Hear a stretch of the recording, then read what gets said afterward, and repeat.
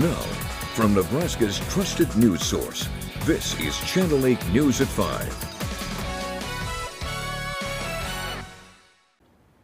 Coming up tonight, the alcohol ban at Husker athletic events has been lifted. Plus, a special dedication in honor of a beloved Husker, Sam Foltz. But first, at some point, the assistance has to end. A fast approaching deadline has some renters concerned. Good evening, everyone, and thank you for joining us. Rod has the night off. For 2 hours, Nebraskans from across the state gave reasons on why renters' assistance is still needed. But Governor Ricketts feels it's no longer necessary. Channel 8's Ariana Martinez has the details in our top story tonight. I just got a letter on my door saying that I have 30 days to come up with my rent or I'm evicted. So it's kind of been a stressful day. So because I have children with disabilities, I do have to miss work a lot. I think this is going to be a really good thing for especially families like me who is really trying to provide for their families and just, I need to live. I need to live. Representatives from various nonprofits across the state testified saying the need for renter assistance remains, saying Douglas County is seeing 60 to 70 evictions a day. The governor has said in his reasoning in not accepting the funds is that because he doesn't see the need. I hope today, first and foremost, that need comes through loud and clear. The problem is after nearly 2 years of offering this assistance, only about 9% of the funds have been used. We're seeing $14.7 million actually applied and be approved. I do hear some stories of need, but we're just not seeing it through a year of running the program. Senator Matt Hansen introduced an amendment that, if passed, would require the governor to apply for renters assistance for the state. Hansen understands that not all funds have been used, but blames that on a series of things. You've made heard that the first pot of money was underutilized, but this appears to be the result of issues with the application, lack of outreach and awareness, and the state's decision to define what the money could be spent on. The governor would have to ask for more funds from the federal government by the deadline of March 30th. If not, the program will end at the end of the year, and the remaining funds will be given to one of the other 40 states that did ask for more help. The federal government has said that you no longer need any impact of COVID to qualify for funding that was specifically allocated to address the impacts of COVID. We should not be using taxpayer money to pay people's rent without a good reason. It's irresponsible spending like this that has ushered in record inflation and surging national debt. And in this case, Nebraska has elected not to take part. Reporting in Lincoln, Ariana Martinez, Channel 8 News. And again, this amendment still has to make it out of that committee before it can even go to the floor for debate and for senators to take a vote on it. Also from the Capitol, attracting tourists to Nebraska has often been difficult. One senator is hoping money from the American Rescue Plan Act can improve some of our attractions. With the combination of two bills, Senator Justin Wayne is asking for $175 million. $75 million of that would go to building a museum in honor of Chief Standing Bear. The other $100 million would not go to creating some kind of amusement park, but rather enhancing the natural beauty Nebraska already has. Just more things, recreation, to bring people out. And I think Standing Bear Museum to more campgrounds and more campsites. We have out by Valentine some of the darkest areas by Merrill Reservoir, that if you can go out and you can see millions of stars. There's just things we have to do to have more attraction. He hopes that by adding more options for camping, fishing, hunting, and hiking trails, it will attract more people to come experience Nebraska's natural beauty. And those projects that he's talking about would be spread out across the state. An inmate facing charges in the murder of his wife has died. 81-year-old John Katopka died at a Lincoln hospital on Thursday. He was arrested back in June of 2021. Lincoln police say his wife, 78-year-old Janet Katopka, died at the hospital after suffering a gunshot wound to her head. The cause of death for John has yet to be determined, but we're told he was being treated for a chronic medical condition. Here's a question for you. Should you be able to drink alcohol when you go to a Husker game? The Board of Regents took another step in that direction at their meeting this morning. The board voted unanimously to lift the alcohol ban at Husker athletic events, but that doesn't mean beer and liquor will immediately be sold at games and events. It will still be up to each university's campus to make the final decision. And not everyone supports changing the alcohol ban. The university, I think, really has a tendency to sometimes over-regulate, and I'm a strong believer in treating adults as adults and let them make their own decisions.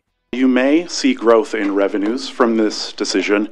You will also see growth in binge drinking. You will also see growth in underage drinking. You will also see growth in alcohol-related crashes in the community. The first event approved by the Board of Regents to have alcohol sales is the Big Ten Wrestling Championships at Pinnacle Bank Arena that will be on March 5th and 6th. Now, NU President Ted Carter has already said alcohol sales at Memorial Stadium will not happen this fall. And speaking of the Huskers, a small town north of Grand Island won approval to honor a late football player. According to the Nebraska Examiner, a section of Nebraska Highway 56 near Greeley has been officially designated as the Sam Foltz Memorial Highway. Foltz's family is from the Greeley area, and he went to high school in Grand Island before walking on to the Husker football team. Foltz was tragically killed in a Wisconsin car accident in July of 2016 at just 22 years old. Like many industries, the Grand Island Fire Department is dealing with a workforce crunch and has several senior leaders ready to retire. With the turnover of people, it brings some challenges. We're constantly training folks to take on either entry-level positions or officer positions, it's a struggle, but it's also fun. And I say fun because it gets us involved, us older guys that have been here a while, and we get to pass on our knowledge to the younger generation. The fire chief says they used to get more than 100 applicants when they had an opening, but now it's more like 10 or 20. They're willing to train the right person if someone wants the job and wants a challenging job that serves the community. This is a career where someone can make a difference. Time now for your first forecast. John, you can definitely feel our temperatures dropping a little bit, and it's quite breezy outside. Yeah, gone is our spring preview, at least for another couple of days, and then we'll start to see temperatures warming back up. But a big change. We hit a high temperature today of 50 degrees. That happened at 12:12 this morning. We've since dropped 18 degrees since that occurred, and our temperatures will keep dropping as we go through the evening. You can see generally around the area as of 5 o'clock sitting in the lower 30s, even into the mid-20s as you head up towards Columbus, and it's 28 degrees in Wahoo. Notice the winds right now. These are sustained winds, nearly 30 miles per hour. We've had gusts this afternoon. Take a look at this, up to 53 miles per hour at the airport in Lincoln, 48 mile per hour gusts in Hastings, 47 in Grand Island, and 46 mile per hour gusts in York this afternoon. And that's giving us wind chill values as of 5 o'clock into the teens. In fact, we're nearing single digits as you go up towards the Columbus area. For the rest of this evening, you'll notice wind chill values will continue to drop. At times, the wind chills will get down below zero, especially early tomorrow morning. But through 10 o'clock tonight, we're looking at wind chill values to drop down into the single digits. For the rest of this evening, we will have clear skies around the area. 29 by 6, we keep tumbling. 24 degrees by 8, 19 by 10, and you'll notice the winds remaining up. We'll talk about how long the winds stick around. We've got a shot of colder air that's sticking around here for a couple of days. We'll talk about how long and just how cold for the weekend in my Storm Alert Team forecast. All right, thank you very much, John. To international news now, fears are rising in the U.S. and among NATO allies that Russia is still planning on invading Ukraine as diplomatic talks have collapsed. President Biden is urging all American citizens in Ukraine to leave now. ABC's Elizabeth Schulze has the latest from Washington.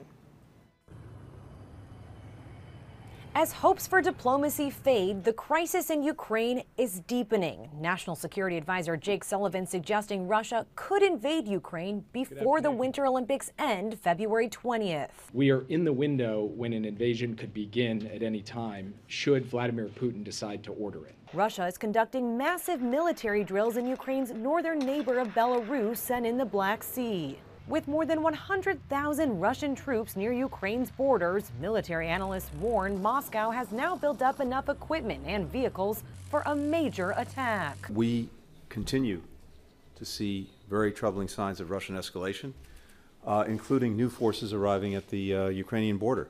The Kremlin continues to deny it has plans to invade and is accusing the U.S. of a conspiracy to whip up tensions. The White House is urging the up to 15,000 Americans living in Ukraine to leave within the next 24 to 48 hours. We want to be crystal clear on this point.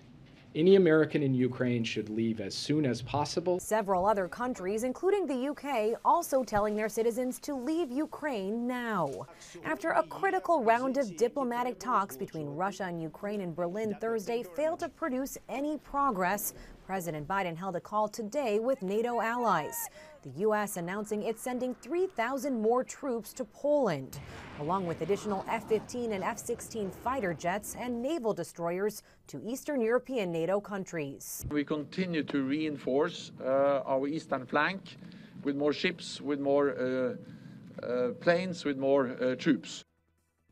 Presidents Biden and Putin are now set to speak in a phone call on Saturday. Elizabeth Schulze, ABC News, Washington. Still to come on the news tonight, we are just days away from one of the biggest games in sports. We'll have the latest details on the preparations for the Super Bowl after the break. A Lincoln tradition for 50 years.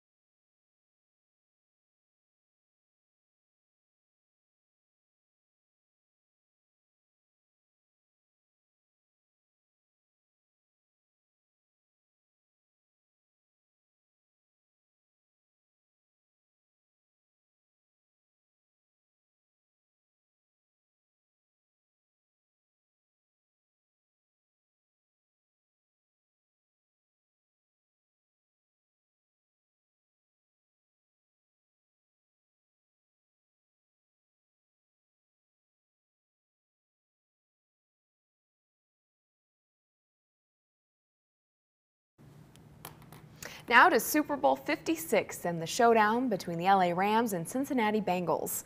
Law enforcement are ramping up security patrols ahead of the game. ABC's Morgan Norwood has the latest on the final preparations for Sunday. We're just days away from one of the biggest games in sports, Super Bowl 56, taking over Inglewood, California, with thousands set to descend on SoFi Stadium in the heart of LA County. Authorities are executing their own game plans, ramping up security across the area using bomb-sniffing dogs, numerous aircraft, and speedboats to monitor waterways. This is a workforce of more than 9,500 police officers, and we stand ready. The Department of Homeland Security had warned of potential truck protests near the stadium, similar to what's happening in Canada. The LAPD says they're monitoring the situation closely. We are aware that there's been some aspirational remarks on social media, and we have contingencies already in place to ensure that no one is going to interrupt this. And for the first time in California history, the National Weather Service issuing a heat advisory in February, warning that visitors from cold weather states may not be acclimated to the heat and could be at higher risk for heat-related illnesses. Guess who's back? Meanwhile, expect a different type of heat for this year's halftime show. Dr. Dre, the legendary hip-hop hitmaker, says the performance with Snoop Dogg, Eminem, Kendrick Lamar, and Mary J. Blige will be one to remember. We want to make sure everybody knows that this is one of the best halftime shows ever. With the league promising to increase its diversity efforts, Dre is hoping the Pepsi Super Bowl 56 halftime show provides a lot of new opportunities all on its own. We're going to open more doors for hip-hop artists in the future and making sure that the NFL understands that this is what it should have been a long time ago. And COVID protocols are in place at SoFi Stadium. Fans attending the game will be required to wear masks and show proof of vaccination or a negative COVID test. Morgan Norwood, ABC News, Los Angeles. And speaking of the Super Bowl, a dolphin from an aquarium in Florida has made his prediction. Meet Nick, a rescued bottlenose dolphin that was given the option of choosing between two signs. There you see him attached to the outside of his tank. One had the logo for the LA Rams, the other Cincinnati Bengals. And after a short moment of deliberation, Nick selected the Bengals. Fans of the Ohio-based football team can take it as a good sign because Nick has correctly picked 7 out of the last 9 predictions. Now, your Storm Alert Team forecast with Chief Meteorologist John Dessauer. It'd be interesting to see if they do that with the Cincinnati Zoo. There's a famous baby hippo there named Fiona. It'd be interesting to see who Fiona picked for that, and it would be bad if she picked the Rams, I think. Hey, around here today, it has been a big change. We've seen temperatures falling throughout the afternoon. At least we've had some sunshine around, but those winds have been very gusty on northwesterly winds. Take a live look. That was from Schoen's Roofing in Beatrice. This is now from Southeast Community College. You can see we've got clear skies as we look southwest over Lincoln. So at least sky-wise, it looks pretty nice, but boy, temperatures are significantly cooler.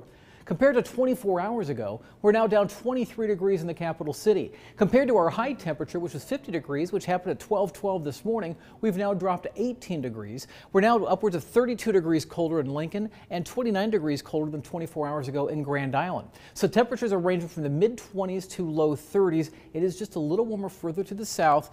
35 in Beatrice, 36 in Fairbury, and 38 degrees right now in Hebron. Winds continue to gust 40 miles per hour out of the north. At times today, we've had gusts over 50 miles per hour. The Lincoln Airport did record a 53 mile per hour gust earlier today. Factor all that in together with the air temperature, and we have the wind chill or the feel-like temperature, and it's down to 18 in Lincoln. It feels like it's 10 in Wahoo, 10 in Columbus, and it feels like it's 15 degrees right now in Aurora. Now, as we go through the rest of the evening, the winds are going to remain up, at times gusting to 25 miles per hour as we go through the overnight hours. They will begin to weaken as we get towards tomorrow morning, but they're not going to go completely calm.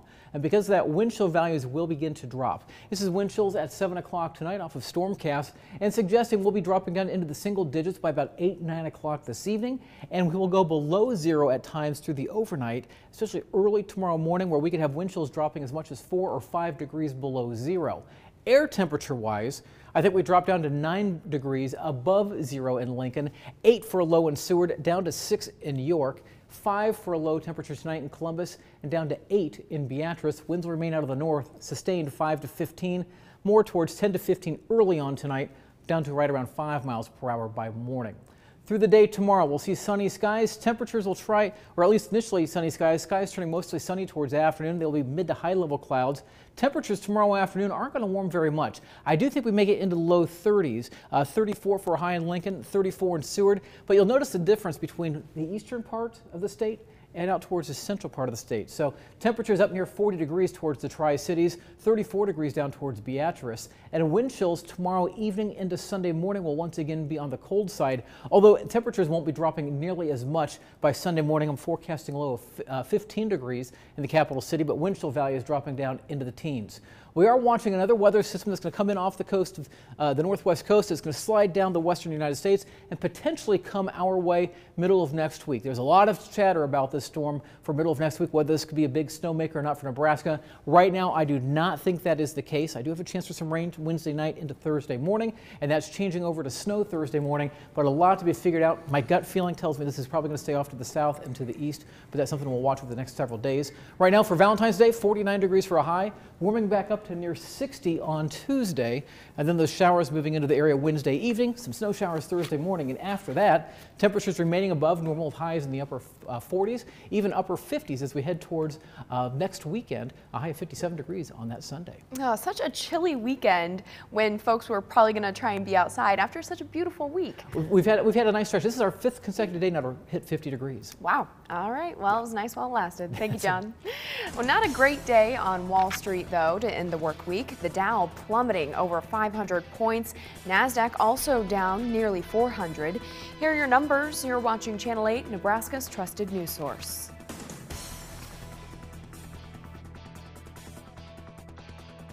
Tonight, the price of almost everything is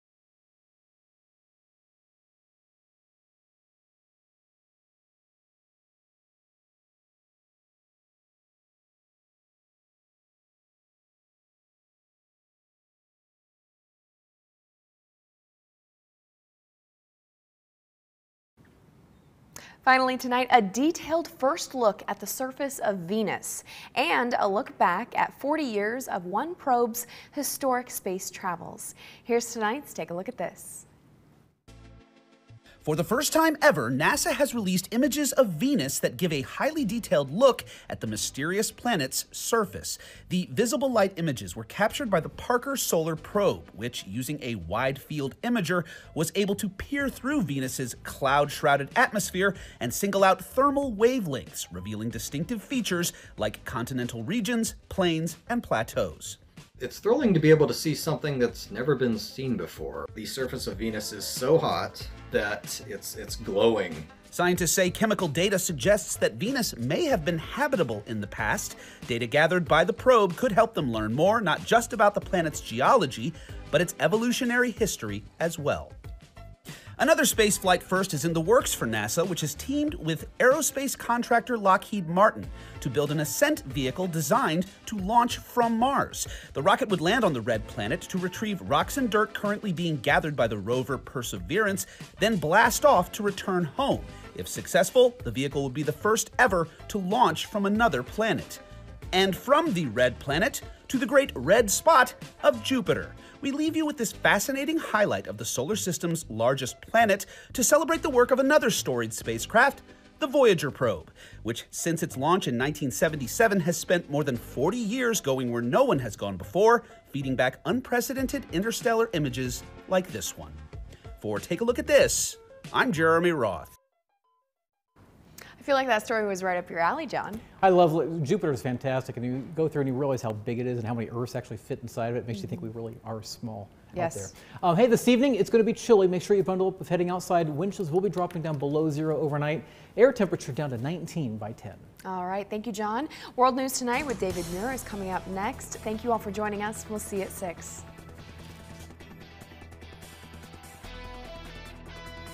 With the Channel 8 Eyewitness News mobile app, you'll be the first to know. Get alerts about breaking news and weather, all in the palm of your hand. At Comfort Made Mattress Factory, we build each mattress specifically for you, right here in our locally owned store. We can even make his side different than hers, backed by our lifetime comfort guarantee. Closed captioning on Channel 8 Eyewitness